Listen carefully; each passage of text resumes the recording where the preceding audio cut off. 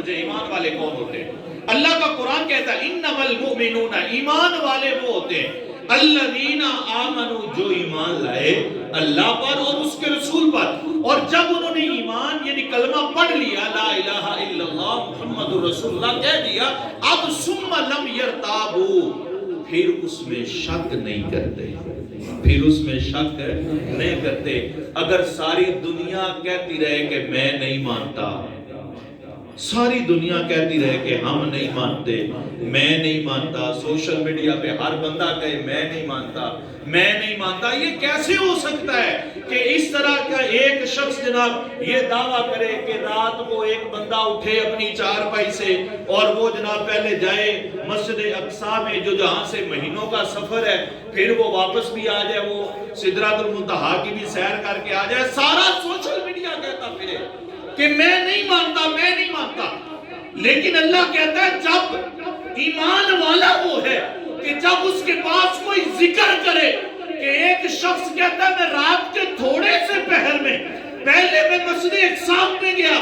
مسجد اقصی کی سیر کے بعد پھر میں سدرۃ المنتہا گیا، پھر میں واپس آیا، چارپائی گرم تھی، چارپائی گرم تھی، ابھی کنڈی ہل رہی تھی، ابھی پانی چل رہا تھا، اتنے تھوڑے سے وقت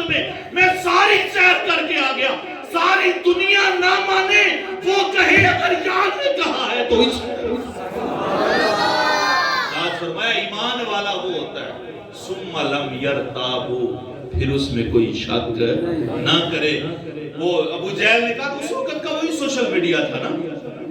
ابو جہل نے کہا کہ ابو بکر، آج تو ابو بکر کو جھوٹا کرنے کی بڑی جناب ایک دلیل ہاتھ میں آ گئی، جا کے گیا دروازہ کھڑکایا، کہنے لگا ابو بکر یہ اس طرح جاؤ، اگر کوئی بندہ دعویٰ کرے تو حضور نے تو جناب صدیق اکبر نے کہا یہ کیسے ہو سکتا ہے، بیوقوف والی باتیں نہ کر۔ تو ابو جہل کہنے لگا پھر یہ جو تمہارا یار ہے نا، اس نے یہ